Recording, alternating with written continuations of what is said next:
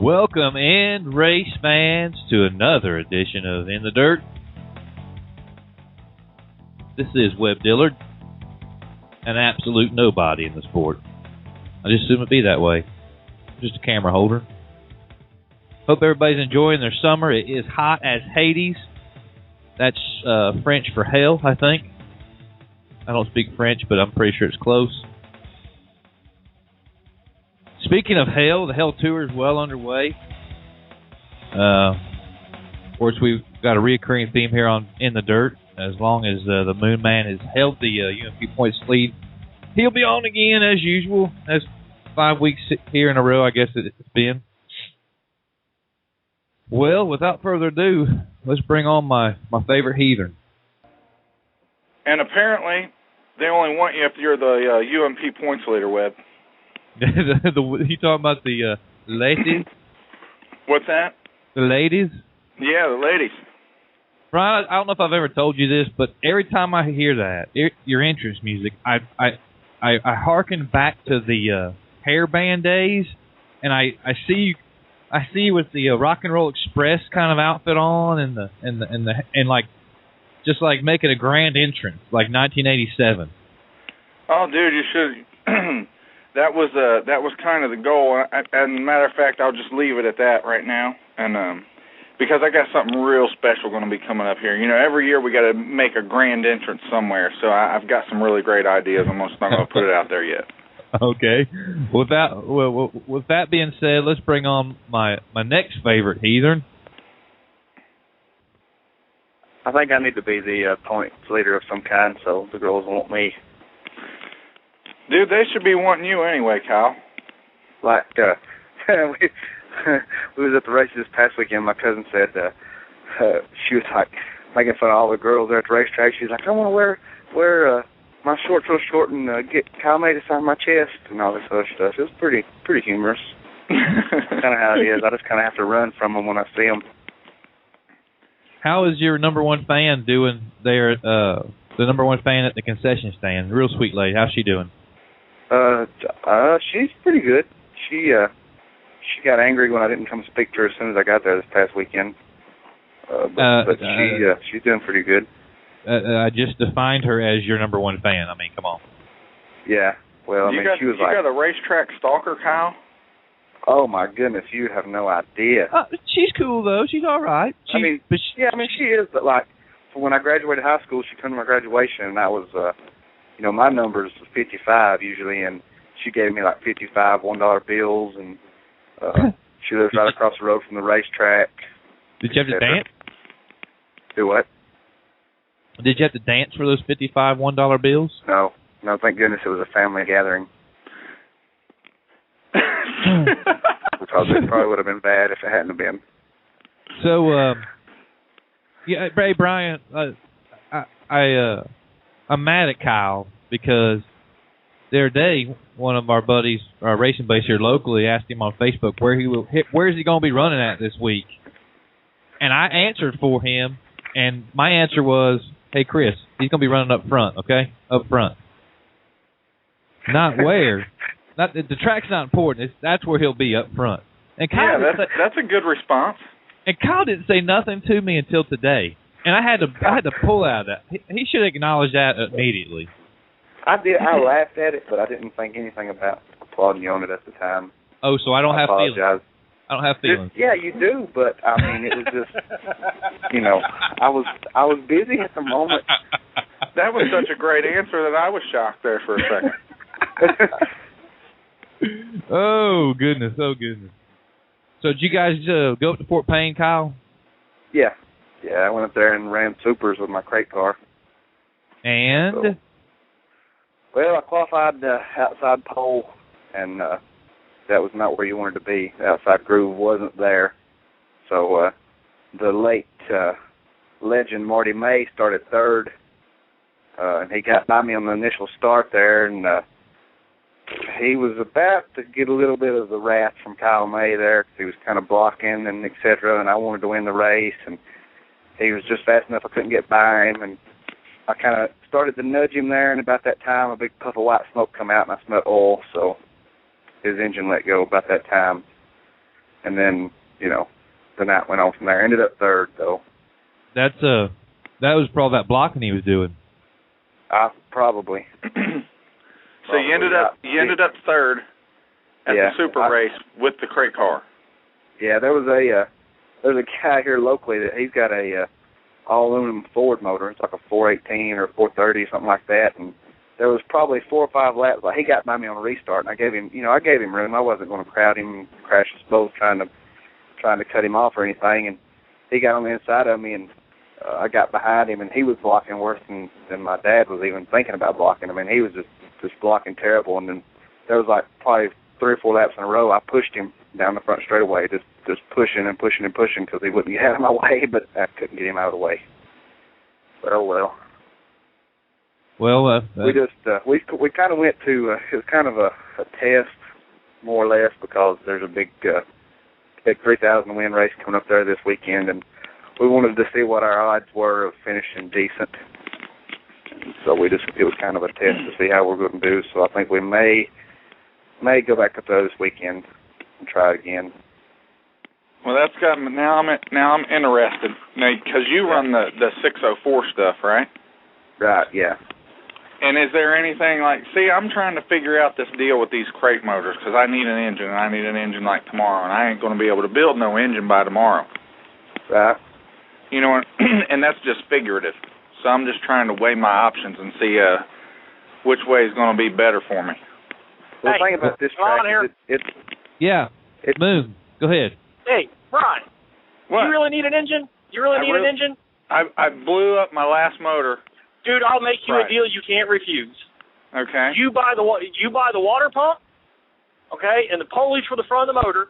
Bring your carburetor, put it over here on my backup 525 motor, and I promise you'll have more fun than you've ever had. You can come over here and race all weekend. You can come over here and race all weekend. Where are we going? Well, I'm racing Friday night at Belle Claire. Now, how much do you want to race this week? Tomorrow night I'm at Putmanville. I'm going to have to give you a call, Mr. Moon. Wednesday night I'm racing at Belle Claire. Thursday night I'm taking the night off. Friday night I'm back at Belle Claire. Saturday night Montgomery County Motor Speedway over in Missouri, and Sunday Lincoln, Illinois. Listen, you guys. I talked to a couple of guys, and it seems like from the people that I'm talking to that there's some details that have to be worked out with some of those engines. Like I'm getting people telling me don't just go to GM and buy one. Okay. Let me help you out. You call Norm tomorrow at KRC. Tell him you need the water pump at the pulleys for my backup 525. You guys know. He'll send them to my house. You will get here. We will bolt it in. Put your carburetor on. Put my backup ignition box in that car, and you'll go race. That's that simple. Okay, now listen, you guys know. First of all, I wanted to let everybody know listening. We got Sam Holbrooks coming up here in just a couple minutes. We're going to talk to Moon, but you guys know by teaming up that you've just shaken the foundation of 4M, and it will probably blow. The server will probably cease to exist after the Moon Man and Brian Gray team up. Brian, if you really want to race. I'll let you. The thing hasn't been ran all year long. It's sitting over in the corner on rollers. And all we got to do is drop it in. I don't have to bring no special flywheel or nothing. I think it's all there. When I get home, I'm going to dinner. When I get home, you call me tonight. When I'm going to dinner. Oh look, I think it's all there. I know the ignition box is there. The wiring harness is there. It just doesn't have a water pump and pulleys for the front of it, and it needs a carburetor. Which I got all mine. I think I can cover that. Well, let's move on to Moon. You guys get together on that. That'd be a neat deal because I'll be up there this weekend. I'll get to see it. Yeah, you come too. Yeah, I'll film it. That'll be totally stroking. Must see TV. All right, so 5 weeks now on the road, Jim Moon sits atop the UMP, pick up another one over the weekend. You're guaranteed a spot this weekend when we go to Belle Claire. Is it going to last? What do you need to happen to make this thing last and pull it off? Well, I think I need it to not rain for another 6 months and all the tracks close up because there's no water to water. or I need the Lord to break His promise where He said He'd never flood the earth again for 40 days, and we need like 60 days of rain. Either way, I'd be good. I just need one or the other. Well, I mean, or everybody just give up. But you're sitting there, the lowly 525, and you've kept the lead. You got a pretty good point. I think you told me 89 points is what your yeah. I had 118 point lead I think last week, and then when we get to 35 races, they start throwing races out. Well, I padded that by 89 points this week. I improved my score by 89 points this week. I mean, in all honesty, besides the biblical stuff, I mean, are there tracks coming up that favor you, or are there? Yeah. I mean, I'm not saying I'm going to win it. Like we've been over this 100 times. Realistically, am I going to win it?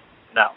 But I mean, it's good showing for the 525. I mean, you and any of us having a conversation, Jim Moon being inside the top 20 at the end of the year, we all would have sat around and laughed and made jokes because it wouldn't have happened 6 months ago. Today, it's a possibility. It's a possibility that we win the deal.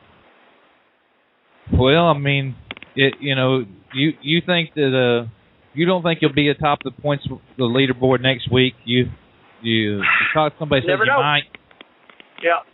You never know. I mean, maybe we will, maybe we won't. All we can do is just be happy and enjoy it while we got it. Well, all right. Well, before we let you go, I know you got a big hot date tonight going to a reservation restaurant, so this ain't Red Lobster. Thank some of your sponsors. Taco Bell. Thank some of your sponsors and tell the fans where you're going to be at this weekend. Yeah, I'll be at on tomorrow night. I'll be at Putmanville over in Lincoln Park there in Indiana. On Wednesday night, I'll be at Belle Claire for the Summer National Show. Friday, I'll be back at Belle Claire for a regular show with the Power Eye Midgets. Saturday night, I'll be at Montgomery Motorsports Park, and Sunday, I'll be at Lincoln this week. And just got to thank Indy Pickle Park, Progressive Graphics, and Jungle Jim's Cafe there in Springfield for everything they do. Well, all right, dude. We'll go have. And of course, you for having me on here. Nah, dude. You've become sort of a fixture. I don't think you're going anywhere anytime soon. You're welcome here anytime, especially with the ore you bring. Just come steer the milk jug. Yeah, well, I won't stir the milk jug tonight. But Brian, really, if you need a motor, you need to get something worked out, call me. Well, like I said, I'll be calling you. I'm going to look and see what we got going on. Okay. And I've got to talk to this guy tomorrow about getting one. I'm still skeptical, but I'm at a point where, like I said, I don't have time to. You just don't have time to do everything yourself. You can't do that, and I understand that, and I've never said that you couldn't. So I know I'm going to catch crap when I end up with a crate motor in this car, but whatever. But you know what? You'll have money to do things with at the end of the week, Brian. That's right. That's the difference. Yeah, and I still think I can put a butt kicking on them with it. Well, I think you'll do fine. I think you'll do fine. So, and when you call me tonight, if you call me at 9, I don't answer, it's been an okay date. If you call me at midnight and I don't answer, it's been a great date. So call me in the morning. That'll work. We'll talk to you later, Jim. All right, let's bring on our next guest real quick. We had him waiting, Mr. Holbrooks. Welcome to the program. Yes, Webb. How are you doing today? I'm sorry. We've had a deal with Mr. Moonman that as long as he has led the points in the UMP late models, that he had the opening spot of the show every week. So, I was lucky to get a chance to listen. I'm a fan now. Well, we tried to act like we got some sense, and then other times we just fail at it completely. So, now, Sam Holbrooks, you are with what is known as Late Model America. Right. You guys do a fine job covering late models. There's several entities in our sport that do similar things, but you put together a top 50 that it really causes a ruckus on 4M, but you're the kind of guy that actually brings facts and reason and logic to an argument and pretty much puts the fires out as they spring up. Yeah, that's part of the process. Is really not to be so much in anyone's face, but try to answer the questions in a way that's reasonable, and at the same time, there are those that are just, they're so far out to lunch in terms of their concept of the whole thing. You don't know quite what to do with those folks, so you just try to have a little fun with them sometimes. That's right.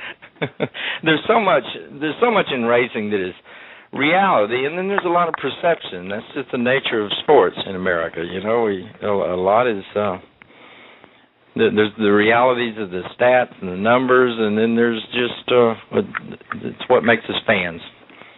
Is what we perceive, And to me, and a lot of people catch a heck or hell, what do you want to say, when it comes to making polls. Dirt on Dirt guys, they had to actually started to give reasons as to why they picked what they chose in their polls. But these guys are all over the place. They're racing one series or this series, or they're going to short tracks doing 3,000 win shows. It ain't like picking football. It's not like picking baseball, who everybody plays in the same league. What goes into your poll? Well, just a little history. I started publishing Behind the Wheel Racing publication back in 1989, and in those days, most classes of cars, and late models included, they weren't that standard on the rules. There wasn't that much traveling from one series to another, from one place to another, and that was probably the best thing that happened during the 90s, I guess, was they started to find some common ground with bodies and engines and things. So you started to see a lot of guys getting out and traveling more, and only then really was it possible to do such a thing. So it wasn't until 1999 or 96 we started doing this, and it primarily uses math, but strips away some of the perceptions that come into play sometimes in the mind of a fan, like how much money are you racing for, and because money has more to do with how many people a promoter can get in stands, and there's regional differences there. A place up near Pittsburgh is going to put more people in the stands than some place in Mississippi. So, your purses reflect that too. Points. People say, well, so-and-so's leading series points. Well, points are awarded for everything from hard luck to, you can be having the worst night of anybody on the track, but if you support that series, you're going to get a provisional start, and you'll get some points for that. So there's all kind of things that have nothing to do with real racing talent. So when we started keeping track of these guys, and they started traveling more and competing against each other, it became pretty clear to me that you could take a guy who was a pretty dominant driver in a region, and he decides to go and he's going to try the World 100, or he's maybe go spend a weekend with a series over a holiday or something, and then we learned that we could pretty well expect him to be in the game, and it just one thing led to another, and we just decided, there's a lot more parity out there than meets the eye, because you and your the guys you just had on, that. The big difference in a regional guy or a national guy is really how much money you got tied up in the team. But for the most part, you're still buying the same stuff. You're buying the same engines. You've got access to the same builders that will advise you on setups and things like that. And I just think there's a lot more parity than most people perceive. So, and that's what led us to think, well, it's a lot more interesting to come up with a national ranking system that just compares them all.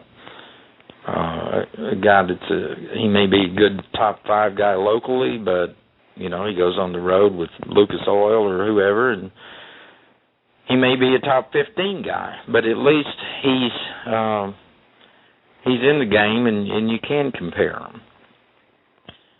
So it's primarily a mathematical kind of thing that takes the money out and puts primarily car counts are the best determinant of level of competition, and any system that doesn't include car counts is really missing a big component, I think. You take a series, they'll award the same points for winning show up at a show at East Bay, down in Florida, 75 cars there, you get the same points as you did with 22 cars at Tazewell, Yeah. But you had to race your way into that show down there, so the rankings may recognize that a third place at that East Bay show is worth more than a win at Tazewell. And that's, I think, what makes this unique. And it's nothing against the DOD guys, but they've kind of got a driver du jour. It's what have you done for me lately kind of thing. So they tend to switch their top guy quite often, from what I can see. And I work in a freelance aspect with Mike and the guys, and they tend. And this is this isn't an indictment on them by no means, but it just seems like it's the Lucas and the World Outlaw guys that get the attention. But that's what the fans. Oh, yeah. The fans kind of control what the. If they're hungry for that, then that's what Dirt on Dirt has to do. I mean, it's just like mainstream television. This reality thing is what the fans want to watch. So give them what they want. Well, they want the glamour aspect of it, Webb. That's one of the big things. The thing with fans today is that it seems like when they go to a racetrack, they expect to see certain things. Like they don't expect to see a field full of guys pulling in there with pickup trucks on open trailers. They want to see the big glamorized, car haulers and right. And then when it comes down to that. I mean, those guys that have the ability to afford a lot of that, it's because they have certain people backing them up, and then those people expect to see a certain thing from that car when it shows up at the racetrack. That's why you'll never see Jimmy Owens or Scott Bloomquist show up at a racetrack with a beat-up race car. Right. So. Yeah, because it's all about that perception. It's putting your best foot forward. And yet, when you look at that series and you take it apart, what is that national series? You've got about 4 or 5 really top-notch drivers with the big hauler, all the the engines out the wazoo, and all the backup support you could possibly want. Right, which is why. And then you've got about 4 or 5 guys that are.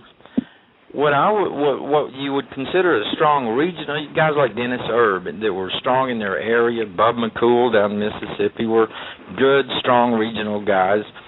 They get access to some pretty deep pockets, and they join a series. There's no driver's test to see if you qualify. It's just I could go over to somebody's driving school tomorrow, buy all the stuff, and follow a series. And the biggest thing I ever drove was a street stock. I've never been in a late model, but I can do that. I can take my shot, follow them around, and maybe sooner or later I'll make a show. And if I keep supporting them, I'll get a provisional every now and then. And so, and then the rest of the field behind that 4 or 5 guys is your local talent. They're from the racetrack, and your regional guys who think they might have a shot at making the show. And so there isn't that much difference. The biggest difference in that national series and a regional tour is car counts, which do, according to our calculations, mean more in the rankings, but it's really that 4 or 5 top guys that everybody's there to see. So there's less, there's more parity there than meets the eye, I think. Certainly.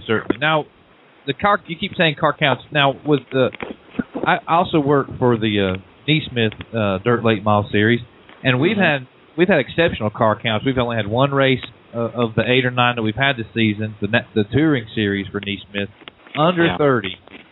And there's been times where the late model guys, the big shows, have been struggling to get 40.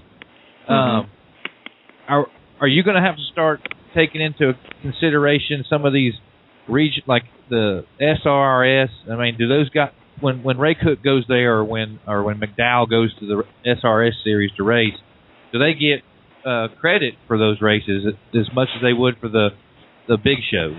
Yeah, that's the key right there. Well, like using the SRS as an example, typically they're going to draw 19 to 25 cars on a real, if they get a really good venue, they'll get 30 cars. So if Ray Cook gets a win there, he'll get credit for his win, but had he gone somewhere that same weekend and raced a Lucas show or something and they had twice as many cars, the way it's all works out, he would have gotten nearly twice the credit for that win on that same weekend. But it had nothing to do with the fact it was Lucas or that Lucas was paying $10,000 that weekend. It's how many people showed up. People do tend to follow the money, so those larger series do tend to get larger car counts, and that's why the better drivers are at the top of the rankings, because they're better drivers. Right. But Ray, he's a good example, because Ray used to follow those guys, and interestingly enough, he's ranked fairly close to where he was when he raced those. He just gets more wins now. He gets more top fives. But, if you want to call it a penalty, he's penalized somewhat for having done that in a more regional tour, because, 19, 20, 25 cars is guaranteed entry. You don't even really have to race. You're not even racing your way into the show. You're just racing for a spot on the starting grid, And the next question I guess I would have, or a fan may have, and I'm trying to put myself in a fan's shoes when I ask this question, is what about, say, the cotton picking or the Fall Classic that's unsanctioned, but it's $15,000 to win, 45 cars. The top, you'll have the top, at least 5 of the top 10 that you got now as of the 19th of June there. I mean, is it, and that's strictly car count. That's how is that weighted against a Lucas show? Is it just car count on that situation too? That show would be weighted fairly similar to a Lucas show, even though it's a bigger deal in Mississippi in that region. It's a big deal, but the quality of cars that will make up that final 24 or 26 or whatever is going to be very close to what you're going to get in a Lucas show. Yeah, sure. There again, you're going to get 4 or 5 top guys who will be favored to win it, some good regional talent, and the local guys that have a pretty good handle on that racetrack, and as long as the track's good, it'll be wide open. Well, Mr. Holbrooks, I certainly don't want to keep you too much longer, but I want to ask you a question. You've been around the sport a lot longer than I have, a lot longer than maybe Brian. What are some of the ills of the sport, and how do we fix them in your mind? Because you got to have an opinion on that. Yeah, well, I've seen a lot of improvement in the quality of the racetracks, and that was huge. You've got to see some good racing. They got to get out there and get wheel to wheel, or you're just you're wasting your time. And I've seen improvements in facilities and all that, but still, I think somebody told me one time that every major sport. You watch an NBA game on TV, you watch a football game, baseball, you'll notice, or even a NASCAR race, anything after 3 hours and they're dragging it out and they're going to lose your attention. They're just structured in such a way that you feel like you've gotten your full measure of entertainment in about 3 hours, and that should be an ongoing thing with racetracks, is to get that show in. And quit keeping people out late. As long as I've been in this business, I never took my own family to races. Of course, I was usually there in a working capacity, but I wasn't going to take my 4-year-old out and keep him out till 1 or 2 o'clock in the morning. And just break up his whole routine and everything, Get it done. And I think there's measures you have to take. Things will happen, but I think if you put automatic time limits on your heat races. It's either this many minutes or this many laps, and buddy, when that clock stops, this race is over, and you move on to the next one, and you keep those fans satisfied, because ultimately that's what's good for the drivers, is to keep the fans happy. I'm about to embark on the few races on the Hill Tour, and Michael Rigsby has told me to expect 10 o'clock endings, and I'm from a land where races don't get over till about 1 or 2 in the morning here in the southeast. So yeah, well, we've been to some of those tracks. Oh yeah, I know that.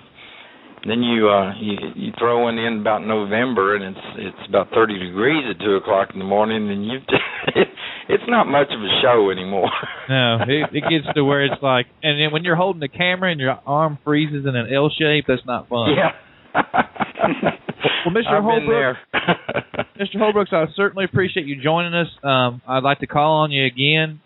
You're with LateModelAmerica.com. The top 50 comes out. How often does the top 50 come out? It comes out weekly. We're running a little late on it this week. Right in the middle of the weekend, I made an impromptu trip to.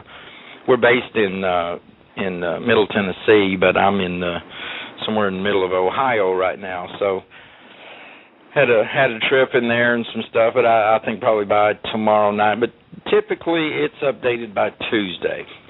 And what I'll do, I'll take that email address you sent me and put you on it, and I normally will send out a notice to interested parties that fill out a little form at the bottom there. Underneath the ranking, there's a little simple form you can fill out, and that way you're the first to know when it's been updated, and you don't have to go back and check from time to time. So, well, I appreciate that. I'll see that we get that done, and. Really appreciate you letting me come on and explain a few things about it, but we look forward to talking to you again. It's our extreme pleasure, and next time there's any kind of news, and if we need a level head, it seems to me that you've been the most level one on here so far. So, I appreciate hearing that. Well, Mr. Sam Holbrooks at LateModelAmerica.com, and we'll catch up with you down the road, sir. Thank you, sir. No problem. Bye-bye. That was a good one. I think I've had conversations with that guy before. He sounds familiar. I don't know if I've ever met him face-to-face, but it seems like I've talked to him before, too. That was I like that. And if you ever go to 4M and he's got he'll answer each and every person on the 4M about, and he's not smart about it. He's not, trying to be ugly towards anybody. But let's go ahead and move on real quick. We got Mr. Kenny. Kenny, I know I'm going to mispronounce it. Kenneda? It's Kenneda. Kenneda. With the American Modified Series. I've got some friends down here, Kenny, that race open wheel cars, and every time I have modifieds on in the dirt, they always email me, thank you. There's more than late models out there. How you doing, sir? I'm doing good. Thanks for having me on there. Not a problem. Well, you come, one of our friends of the program, Jody Shannon with the Dirt Race Connection, said we should have you on.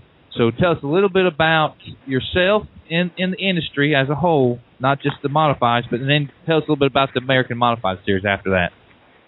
Well, I've been in this business all my life. I drove race cars back in the 80s and 90s, and I've worked for a lot of different late model teams.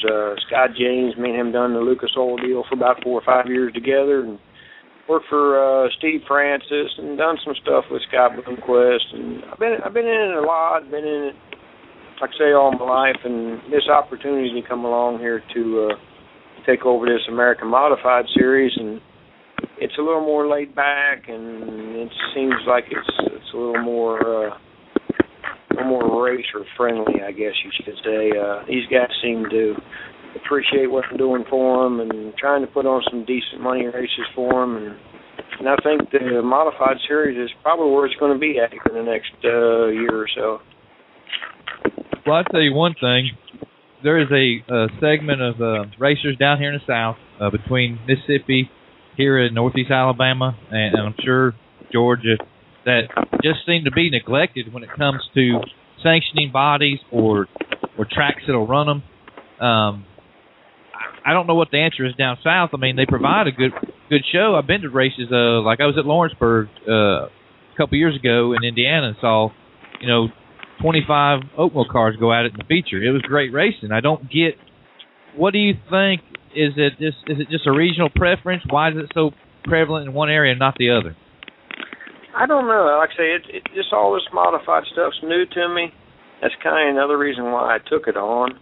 It's more of a challenge. I spent the last couple of years with the Lucas Oil Series, and the late model Lucas Oil Series was as a tech inspector, and was around a bunch of good people, Richie Lewis and Rick Swally and them guys. They've taught me a lot about this sport on this side of the sport, not on, as far as the driver or crew chief side of the sport, but as far as the promoter side of it or the race director side of it.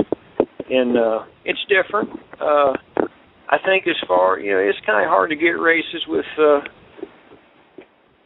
the open wheel cars. You send a guy out a proposal and you give him the X amount of money. It kind of scares them off. But my theory is, I think if you pay them guys to race, they'll come there and race. And when them guys, if you pay them a little bit of money, they're going to bring a bunch of people with them. Everywhere we've been, we've had 5 races already this year, and I've had 5 different winners. Everywhere we've been, the stands has been, we have good car counts, we have good crowds. I just think it's something that's it's going to be good in the future. That's where another is going to be. Another side note, Webb, is that I've seen a bunch of cars this past weekend that I had never seen up around here in my life. So it brings a little diversity, I think, to the track that they go to. Yeah, I did. Yeah, and like I say, when I took this deal over, the schedule was pretty much made out. I'm trying to live with that. I got some TBAs. I hope I got something pretty big coming here Labor Day weekend. I really can't say a whole lot about it now, but it's going to be a 2-day deal. You can come on the show. You can come on the show and announce it. How about that? I appreciate that. I should know something here in the next week or so. I spent some time on the phone with the guy today, and we're going to do a 2-race deal here, I think, Labor Day weekend, and just try to fill out some of these dates that I have open here. And I hope to announce something here on this Saturday, July the 14th deal we got going on here. Hope to announce something here in the next couple of days on that, too. So I've been working, and I've been trying to look at the schedule and trying to figure out, there's a lot of cars over here in the Ohio area. I just want to give them guys something to race for and pay them a little bit of money. And like I said, if you pay them money, they're going to come and race with you, and they're going to put people in the stands. That's what it takes to keep the racetracks running. All right, if you're out there listening, you can go to AmericanModifySeries.com. They got a killer website. Looks like Jody Shannon and the DRC bunch provide y'all video. I'm looking at the points, though. Are the points current here on the website? As far as I know, they should be up to date as of right now, yes. Okay. I have a hard time believing that Devin Gilpin is running 4th with all the wins he's had this season. How many wins has he got? Devin's only raced with us twice, I guess. He was at Windy Hollow. He ran like 4th or 5th at Windy Hollow, and then he ran Moeller, and he won this past Saturday night at Florence. Speaking of Florence, there's some interesting photos of you, Mr. Kenneda, being pushed up against some cars or something. You guys had a full house down there Saturday, didn't you? Yeah, we had a good field of cars, and you're going to have little scuffles like that. I don't like having them, and I'm going to work towards making sure that don't happen in the future. But you'll have that. You got to give the fans something to look forward to, because I've seen comments like I went to the fights and a race broke out. Well, I want to give them good. I want to give them good races. What I want to give them. That's what I want them talking about. I don't. Like I say, if that happens, it happens, and I really don't. Now, obviously, advertise that. Now, obviously, we live in a late model world, I guess you'd say. What's it do you think, when a guy like Devin rips off 20-some wins and starts getting attention from outside the open wheel fandom? I mean, because I'm not really an open wheel guy. I follow late models for a living. But you got to pay attention to a guy that's ripping off 20 wins. What's that do for the sport overall? No doubt. I mean, I think he's got a bright future. I've come from the late model deal, you know. I mean, I never paid a whole lot of attention to the modified stuff until I took this deal over. But there's some real good modified racers out there that probably just need a chance. No doubt in my mind that they can't move up to the next level or even go on past that level. It's just you need that chance, and there ain't no doubt in my mind that he can't get it done. You got a guy like Joey Kramer, Trent Young. I mean, there's some good modified racers out there. They just need to get out, and get racing and get people where people recognize them, and that's what I'm trying to do here. Just put a little series together where people can recognize them guys and they can get their name out there, and hopefully something good can happen for them. Well, I promise you, if we stay in touch, you can send your winners to the program. We're on every Monday night. I'll be happy to have you guys have a big event or a big happening or something that goes down, and you want some airtime. I've got it. You guys can have it anytime you want to from the American Modified Series. How about that? I appreciate that, and like I say, I appreciate everything that Jody Shannon and Wade Logan and them guys have done. They've helped me a lot, and with a little short time that I've took this deal over, that Jody Shannon, that guy knows a lot of people. He can help you a lot, and he's got good people there with him too. And we're looking for bigger and better things. And like I say, I hope I can announce these next couple races here in the next week or so. And I'm just going to try to make this deal as the best I can. And I got some good people behind me, the people that own this series. They've turned this all over to me and told me to take it and run with it, and that's what I'm going to do. All right, well, before we let you go, thank you for coming on, but thank some of the sponsors of the series, and also let us know what some of the events are coming up. My next event's this Saturday night. We're going to be at the Tazewell Speedway in Tazewell, Tennessee. We're going to pay $3,000 to win down there, and I hope I get a bunch of a good turnout down there. I'm sure I will. Like I say, I'm trying to pay some decent money, and that should help everybody come along. I want to thank Crane Cam Ignitions. They just came on board with me last week as a title sponsor, Arizona Sports Shirts, VP, All-Star Performance, B&B Motorsports, Comp Cams, Dyer Rods. I mean, it goes on. Diamond Race Cars, Hyperpole, J. Dickens Race Engines, Wix Oil, Fierce Race Cars, Wiles Dry Shafts. I mean, it just goes on and on. And all these people have come behind me, and like I said, I've been in this industry all my life, and met a lot of good people along the way. Hoosier Tire, even. I mean, they've stepped up and helped me a bunch, and I feel like I've got a lot of good people. I'm surrounded with a lot of good people, and I'm going to make this work. Well, all right, Kenny. Like I said, anything we can do to help y'all, let me know. We got email and phone numbers. I'll call you and get all the information from you and stuff. But appreciate you coming on, and good luck with the series, man. Thank you. And like I said, I hope to come back on here this time next week and be able to announce this Labor Day week special and hopefully the July 14th deal too. 10-4, we'll get in touch with you, man. Thank you very much. Mr. Kenny Kenneda with the American Modified Series. Well, all right, we're just going to keep this thing moving on. I'd like to welcome to the program the announcer, promoter, the dude just about everything there is to do at Albany Motor Speedway, Mr. Ben Sumner. How are you, sir? Hey, man, what's going on? Man, we just clicking along here. It seems like the more we do this program, the least dumb we sound. That probably sounded dumb. But it seems like we get a little better every week. So you guys got a huge event on the horizon. No secret that you guys. Well, first of all, congratulations on Albany. I mean, there must have been 8 stories in Late Model Illustrated about the Neesmith Series being in Albany and the show that y'all put on with the Neesmith Series. Oh, yeah, it was great, no doubt. We appreciated the coverage and the job that they're doing with the magazines. It's helped us so much, and it's helped our racers. We've had several racers in there as well, and it's been great exposure for us. And coming on board with Neesmith Racing this year, it's gave the track some exposure, that folks didn't know about us. And that last event, we had 34 late models on that Friday night show and 31 on Saturday, and just tremendous turnout. I think we had 11 states represented in that deal, and I mean, just it gave us the opportunity to show what we do have down there, a little bull ring in South Georgia, and had a heck of a weekend and turnout and just a wonderful race. It was capacity fans nearly. We're coming back down there and to end the what Mike Vaughn is calling the salute to the America Speed Week. And are the fans? Do you have a pulse on the fans? Are they excited? I mean, they really didn't know of us because we hadn't been there. Our drivers didn't really know the track, but are the fans anticipating? Is the track anticipating more people?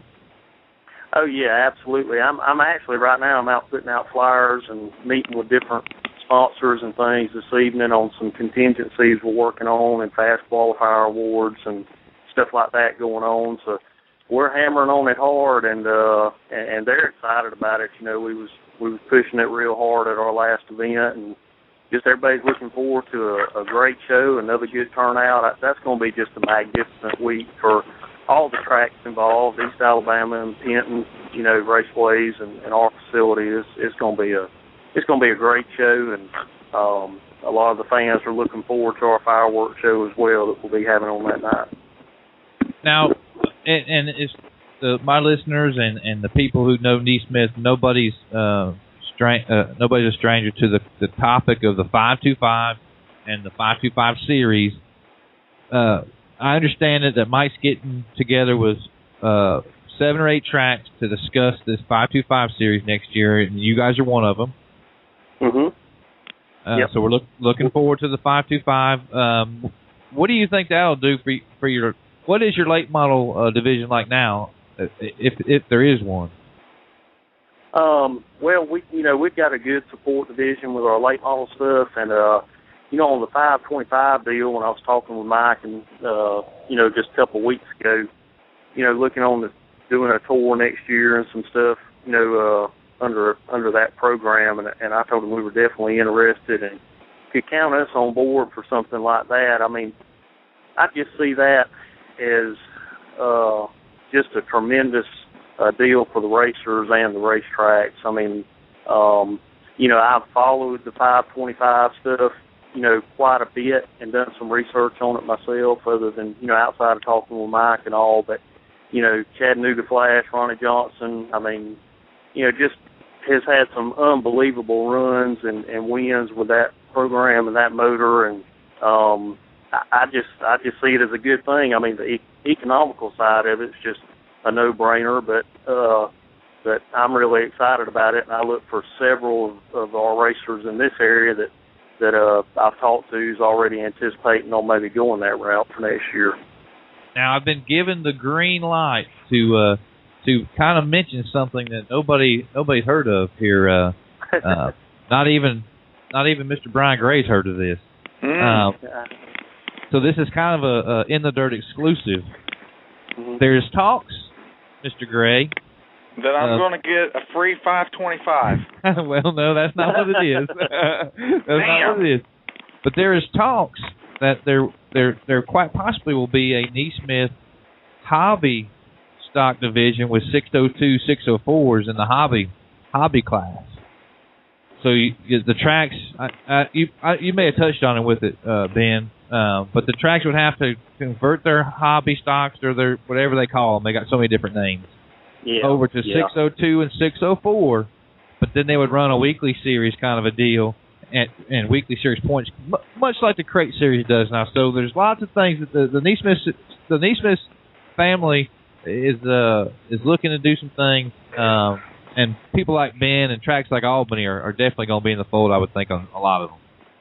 See, I don't know why those guys aren't already on those things anyway, though, Webb.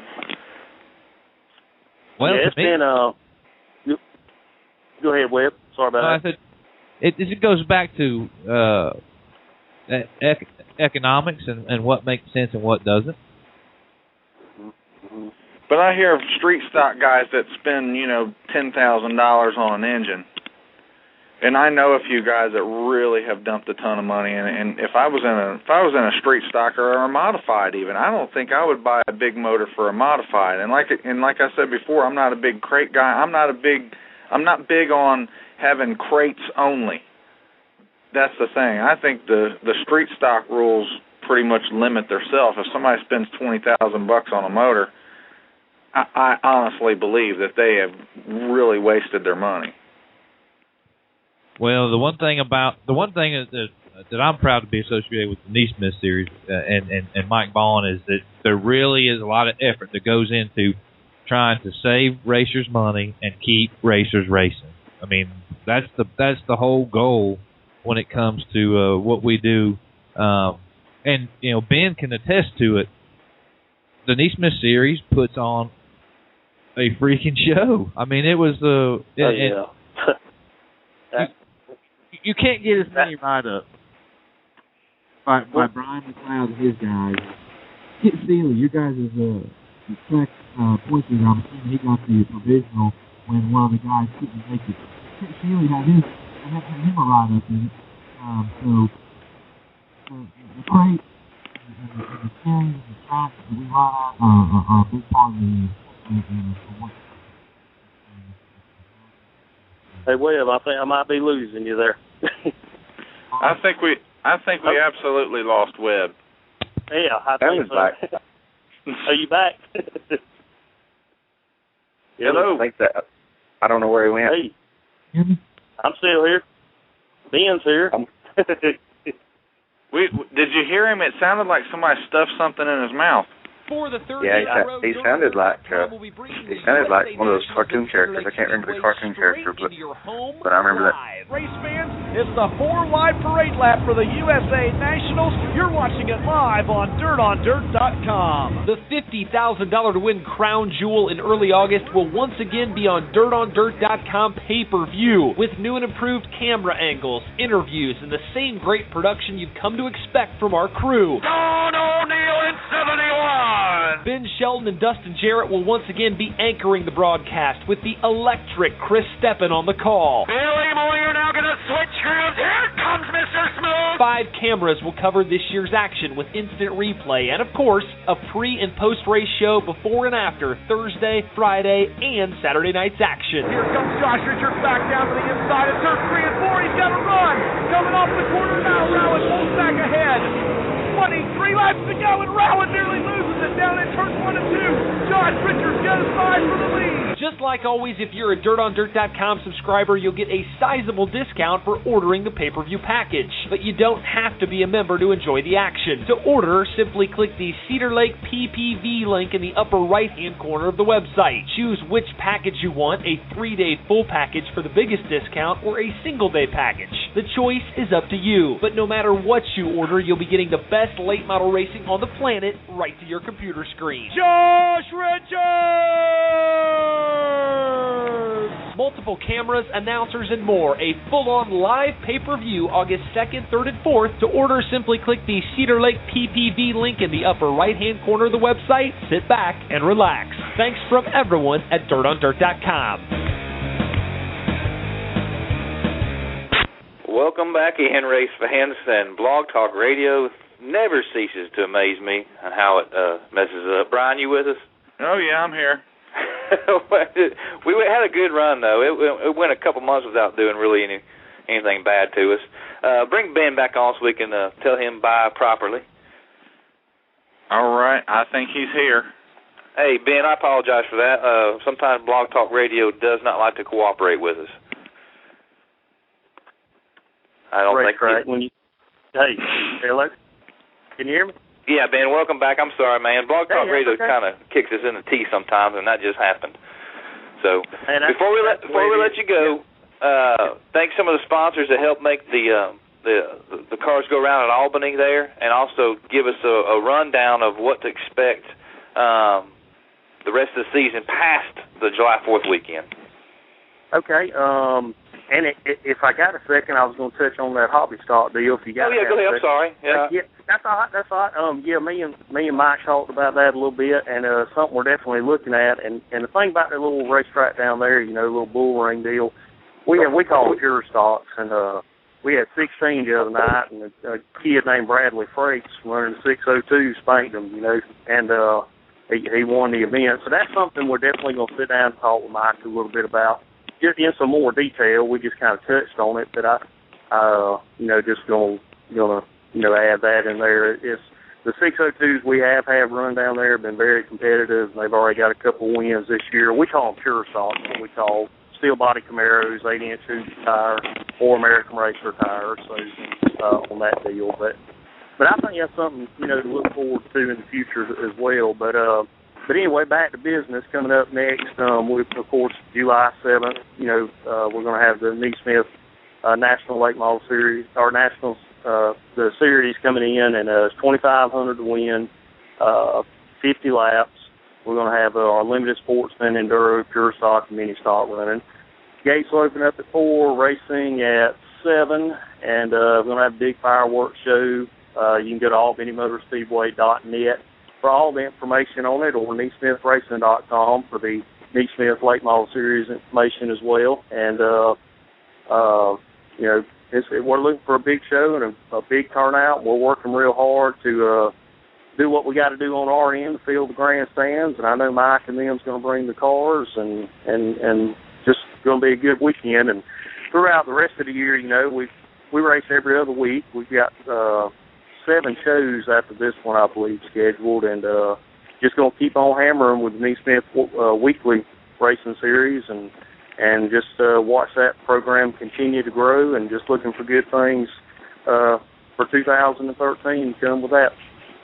Well, before I let you go, I got to mention my little buddy Tyler Summerlin. I think he parked his pickup truck in Victory Lane over the weekend, didn't he? Man, I tell you what, he did in our mini stock class, and man, that was something to see. I was so excited for them, and him and his family, and of course Jeffrey, runs the crate deal with us, and the late model, and also runs our limited sportsman division. But I got to tell you this, man, he was leading that race with about 5 to go. I looked down there on the fence, calling the race, and Tony Lassiter and the Summerlins and all, they was down there. They done put the rally caps on. I got tickled about that, man, and we got talking about that and hollering for him, and it was just a big deal, and I'm glad that young man's first event that he won was at Albany Motor Speedway, so I'm sure that's nothing he'll never forget, and just glad for him. He's done a great job. Never drove before, and he's been hammering on him. He's currently second in the 2012 points championship case there with our local points. So looking for good things for that young man in the future as well. Well, I know Ben Summerlin, the best out of all the Summerlins, but I got to meet Tyler when I was down there, and so I count the Summerlins as some of my closest racing friends. And when I get to go to the South Georgia area, always good running them. And when I see Tyler, I guess I got to treat him like Scott Bloomquist now. He's got him a win under his belt. There you go. I don't know if he's went to sleep yet, or I know he probably hadn't took his driver's suit off yet. So they said the other night they was going to have to get him another helmet. His head thing got swelled up there.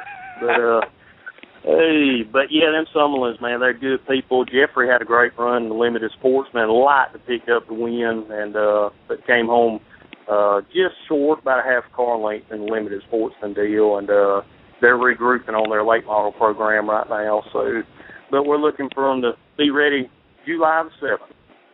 Well, all right, Ben, we're looking forward to getting down there and seeing y'all again. I appreciate you taking time out of your evening and coming on the show. Get back to handing flyers out, and we'll be in touch, brother. Man, that sounds good. And just one last time, thank Neesmith, Racing, and Roby Helms, and yourself, and Mike Vaughn, just everybody involved that helped promote the racetrack so strongly. That is just, y'all. I mean, you probably know, but just man, it's just such a plus for us, at the racetrack, the way that y'all help us and help the program, and I've just been excited to be a part of it, and be able to be involved and meet all y'all, and just looking forward to, moving ahead from here, and we'll be ready July 7th. Well, without racetracks, without drivers, without guys calling the races, I wouldn't have to be able to work in the industry. So it really hand in hand everybody. It's not Neesmith, it's not just y'all. It's kind of a combination of everything. So I think the credit goes to everybody involved in this deal. And I look forward to seeing you guys in a couple weeks here. Sounds good. Mr. Ben Sumner with Albany Motor Speedway. Go ahead and dial up Mr. Gowan for me. Jonathan Gowan from Clay Hill Motorsport Park. Motorsports. Jonathan, you with us? Yes. How's it going, brother? All right. How you doing? Whew, I got a lot of work to get done. I'm going to leave out of town tomorrow night, and I'm going to go up north. But I think I come see y'all Thursday. You got a big event Thursday, don't you? We got the UMP Dirt Car Summer National Super Late Models, and I'm excited about this. We got Street Stocks, Hobbies, and Open Wheel Modified running that night as well. So it's I'm ready for it. It's going to be the 4th year for Clay Hill hosting the Summer National. So it's ramped up each year and got a little bit more exciting every year, waiting to see these guys come back. Now, you guys are the furthest south that the UMP Held Tour comes, and like you said, it's been the 4th year. What, in your observation, what do the northern guys who run that UMP stuff, what's the general consensus when it comes to Clay Hill? I believe a lot of them like it. One of the best things is we run with the Summer Nationals being, midsummer. It gave us time to, have lots of races on the racetrack so far. Because when you got a special event, first dash out of the box of the year, the track is maybe set a little bit too long and it's not as great. But we've really got it worked in. The high groove has been showing us some stuff in the last couple of weekends. So, I believe those guys like it. And from what I can remember last year, we had a couple of rainouts, and so the racetrack kind of sat there for a little while, and everybody was like running on the bottom. Well, all of a sudden you got the UMP Summer Nationals, and these guys get out there and they're a hot lap section, and they're ready for time trials, and they're up there on the top touching the wall in no man's land and never letting off and running some serious lap times around that racetrack. So, I think they really like it, man. I mean, it's a different challenge for some of them. I may have referred to it as the Southern National. Of course, I meant Summer Nationals, if I did say it. Now, switching gears from that, you guys are a Neesmith. We had a touring race there. Pretty good race. Chase Edge won that event. But your guys' weekly series is really starting to pick up. Kyle Berry, Witt, Tate Davenport comes a lot. Talk to us a little bit about the weekly series crate cars, and not because I work for Neesmith, just because you guys have a good group of guys there, and it seems to be real competitive. Yeah, I mean, they're the ones that's really been showing us, that there is a top side to Clay Motorsports, and there a couple weeks ago that there was nobody on the bottom, and they were all excited about it, and just showing us some of the best racing that we've seen in a while. And even this past Saturday night, some of the heat races was even better than the feature races. And we're glad to have the Neesmith series and be a part of it at Clay Motorsports. And these guys have come from all over West Tennessee and some just outside, across the state lines and such. And really got behind it and had a lot of fun with it. Even there was one night that we had a little lull, and there was only like 6 cars, but that was still some of the best racing. And then you turn around the next week and you got like 18 crates, and it's just it's just amazing kind of what the Neesmith series can do, and kind of attract some more people that you don't see all the time. Yeah, and another thing is the facility there, next to none. I know early on in the gentleman's tenure that owns it now had a little issue with the speedway, but the surface, it's coming around. The new scoring tower, from a video standpoint, I've said it once on here before, I believe. I love it. I love filming from there. Now, you also have a sort of a broadcast, sort of a radio network. It's much like this. It's an online deal. But a couple of weeks ago, a few weeks back, I think there was a lot of rain places, and you were advertising your show. That's a neat thing. Tell people who may not know about it, well, if they get rained out at their track on a Saturday and you're running, they can hear the broadcast of the races online? Yeah, and first off, that week that they rained out, I'm not going to take any of that credit. I want to give all that credit to Roby Helm with the Neesmith. He got on there and was letting everybody else know, say, if your track's rained out, here you can listen to Clay Motorsports. And we call it the Clay Hill Racing Network.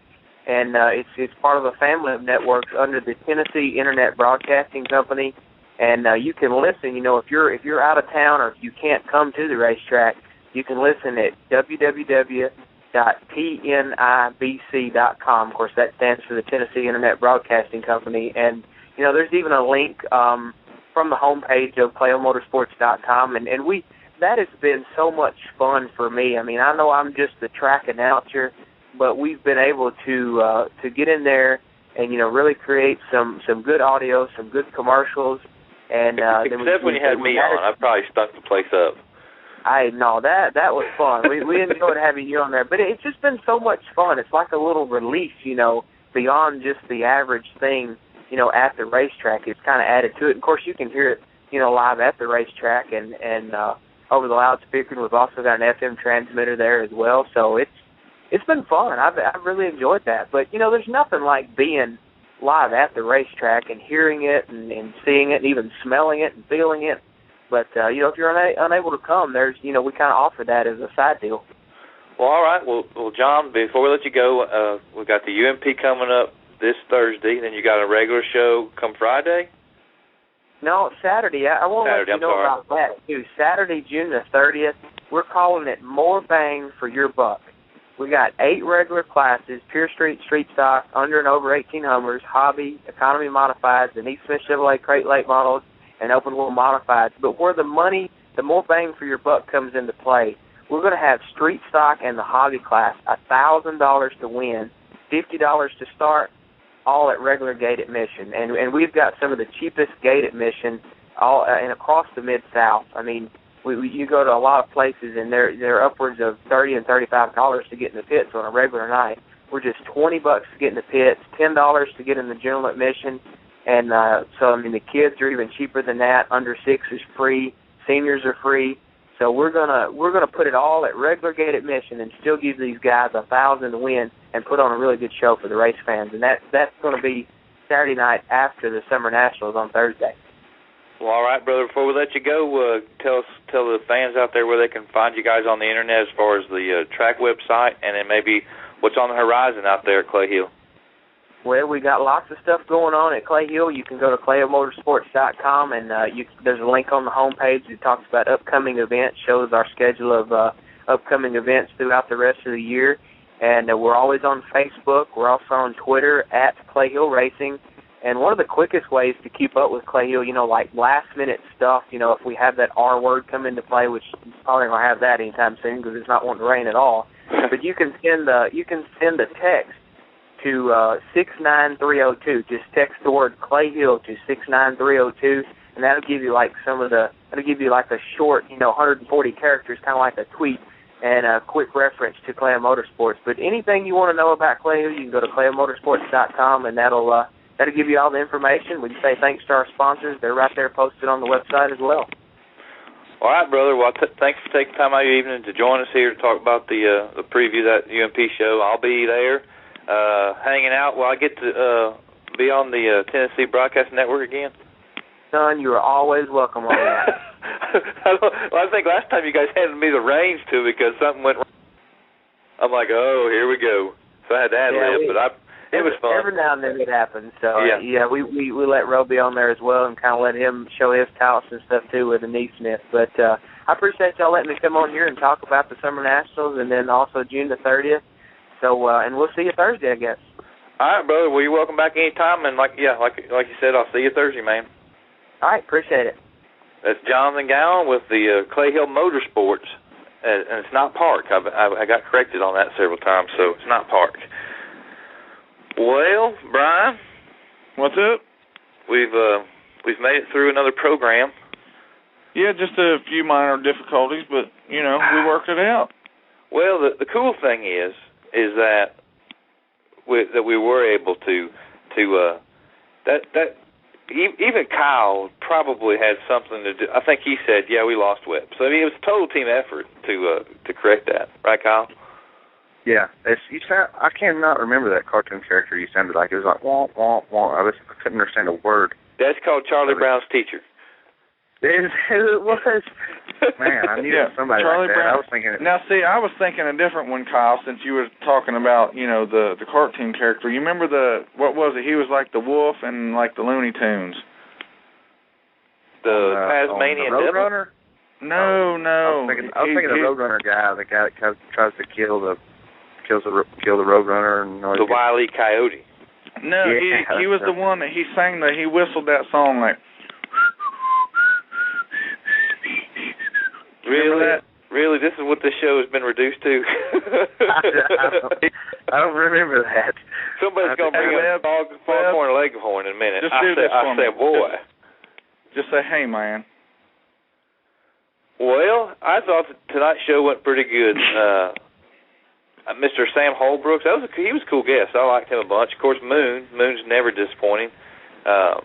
You got a good show when your friends quote you on Facebook, and just not that I'm mad, Wade Logan, but I said that he had a nice dinner place, a nice dinner to get to, and it was a place you had to make reservations, and it wasn't Red Lobster, but Red Lobster is where dreams come true.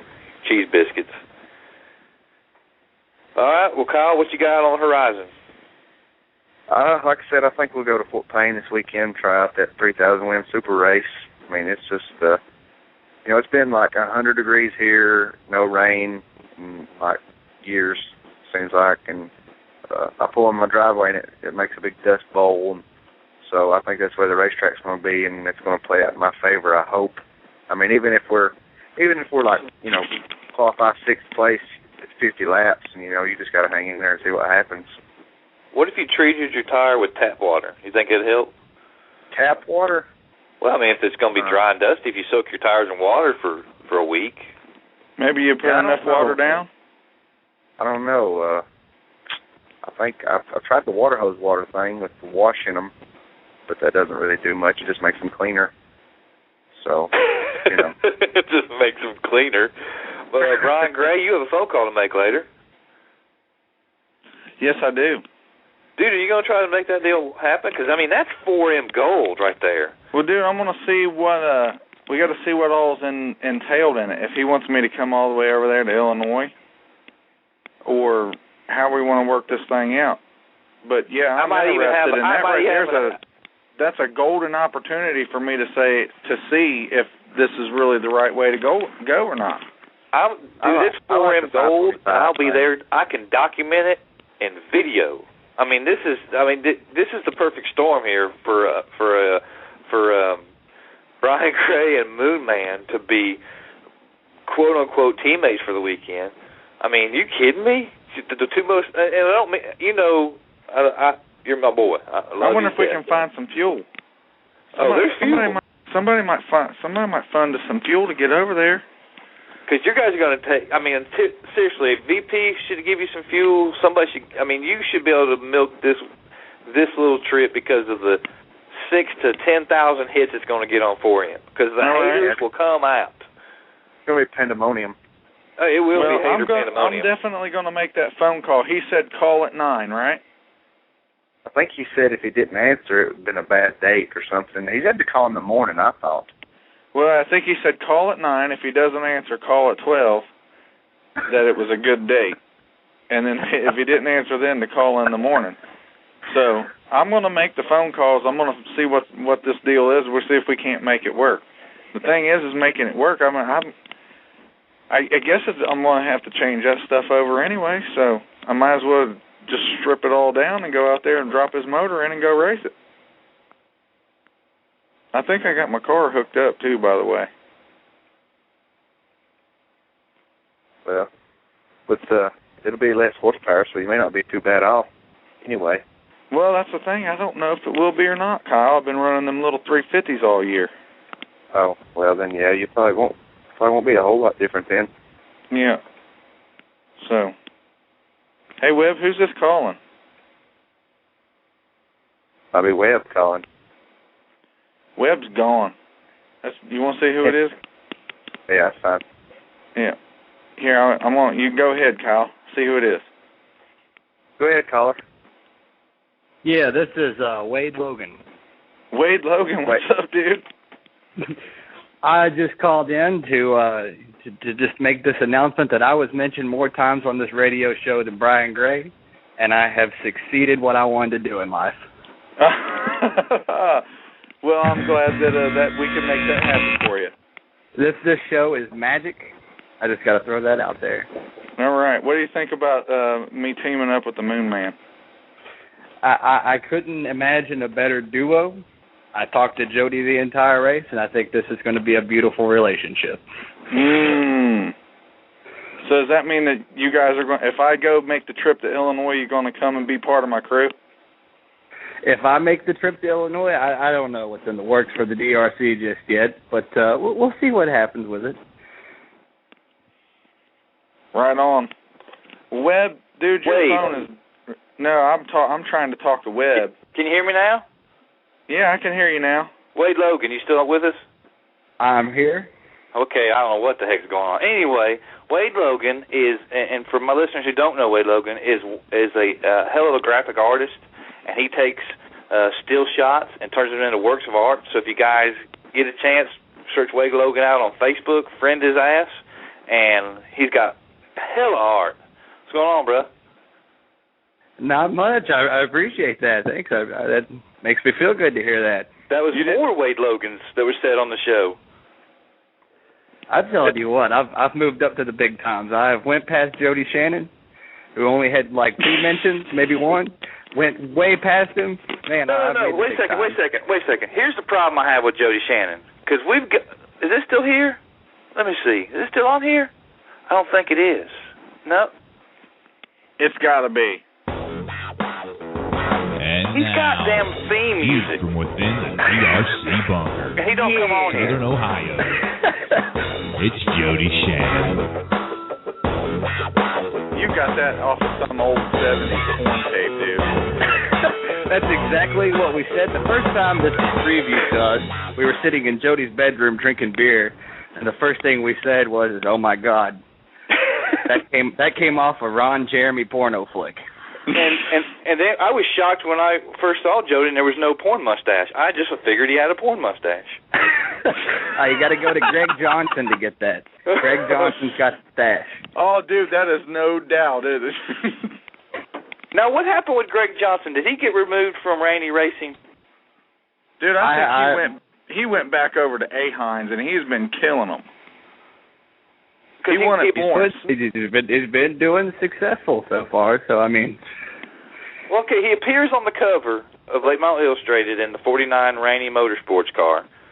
And then I get a message from somebody, and I can't remember who, that he's no longer with them. So he's driving somebody else. Now he's in a master build now? I'm talking to the wrong guy here. That's a master build. I just go to races and I watch and I get drunk. I don't even do anything anymore. I'm pretty sure that's the A-Hines car. It used to be, what was it? It was Bill Tech and A-Hines at one time, I think. Wade Logan, your theme music on In the Dirt's going to be Head for the Mountains of Bush. Fear, Wade Logan. It's more like Jenny Light. You can't get that down here. I don't know if you want that. They just introduced it to Moorhead. They just introduced it to Moorhead, Kentucky, not long ago, and I was having to take pictures and show everybody that I finally got a tasteful beer down here. It was like the Yingling craze of Cincinnati whenever Jenny Light made it to Moorhead. Because when you can go pick up a 12-pack of beer for $5.99, you really got something. Well, speaking of beer, my wife and I have been quit smoking. I've been quit smoking now for like 16 months. And we used to be strictly Coors Light people. Well, it seems like when we quit smoking that our palate was now cleansed of all of the additives that are in cigarettes, and we started drinking douche beers like Killian's and Fat Tires and Yinglings, Black and Tans. So we're like all into this douche beer now. We kind of go back across the railroad tracks and get some Coors Light every once in a while. You guys sound like a bunch of hipsters is what you sound like. With a southern accent? Impossible. He's calling it douche beers. Yeah, douche beers is what we call them. Hey, they got $1 beer night at the barbecue place. No kidding, $1 beer. Oh, we're still on the air, too, so we got to watch what we say. I forgot. It's all right. $1 beer night on Thursday, and they sell Sam Adams. I'm pretty sure that douche is not against the law. No, it's that not so fresh feeling. That's what the cure. So they sell Sam Adams on $1 beer night. Is that not amazing? That is pretty outstanding. That is the king of all douche beers. I don't know now. Let's not get carried away. I enjoy Sam Adams every now and then. I didn't say that it wasn't a good beer. They've got George Thorogood on their commercials. Well, all right. Well, Wade, what's on the horizon for your race chasing? Well, the DRC, of course, we'll be at Moeller on Friday nights. I undecided where we're going to be at this Saturday. Well, we're still putting everything together. August 24th, DRC Night King of Compacts. That's what we're really working on right now, and trying to get it together. And we're going to try to break some records at Moeller. That's just my opinion. I don't know if it's the whole opinion of the DRC, but I think we're going to do it. I think we could probably break their record attendance. Yeah, we're still on the look for sponsors, guys to help out. I know we've picked up a few in the past couple weeks. A lot of people getting real interested in it, so that's what we're working on right now. And just to let you know that I haven't forgotten, and Matt's talked to me several times. I am only one person away from helping find Kenny Wallace for y'all. Well, Kenny Wallace will be at Brush Creek next month. And, if the planets, align just right and we end up going to Brush Creek for this, we'll hunt him down because we know he's seen the video. We've got plenty of friends that's friends of Kenny. So I know he's had to see at least a little bit of the video. So, I'm not going to let the cat out of the bag, but we may have the part 2 of finding Kenny Wallace towards the middle of July. So keep your eyes out on that. Cool. Well, all right, dude. Well, maybe he'll give us a sponsorship. You never know what's going to happen. You don't never. Maybe we'll go get a few douche beers with Kenny Wallace and see what happens. You'd have to have at least one douche beer with Schrader too. I mean. Oh no, that doesn't impress him. You just give him any kind of beer as long as it's free. That's right. That's exactly my favorite kind of beer. Doesn't matter if it's free or free light. I like both of them. There you go, man. Well, all right, before we get out here, I want to thank my guests for coming on, and especially Wade Logan, 14th time. We need a bell or something every time we say Wade Logan.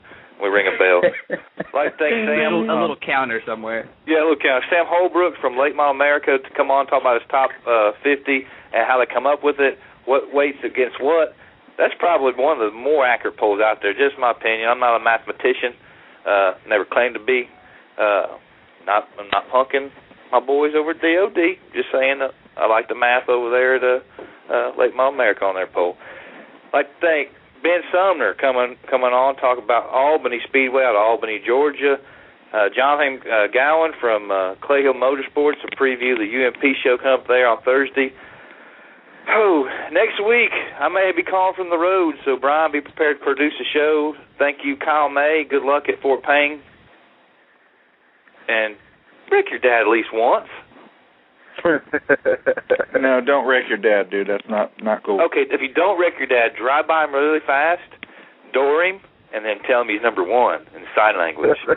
That was the plan this past Saturday night, and then, like I said, his motor blew up. I told him that he was about to get spun out, and he said I would have gotten my ass whooped. So whatever. You got a bunch of friends there. Your dad ain't got no friends. He ain't got no friends. Well, all right, guys. Well, we'll talk to you guys next week. And hey, maybe I'll get to see you this weekend, Brian. Yep. We'll find out in about 30 minutes. All right. Well, for everybody here at In the Dirt, Wade Logan. We out of here. Y'all take it easy.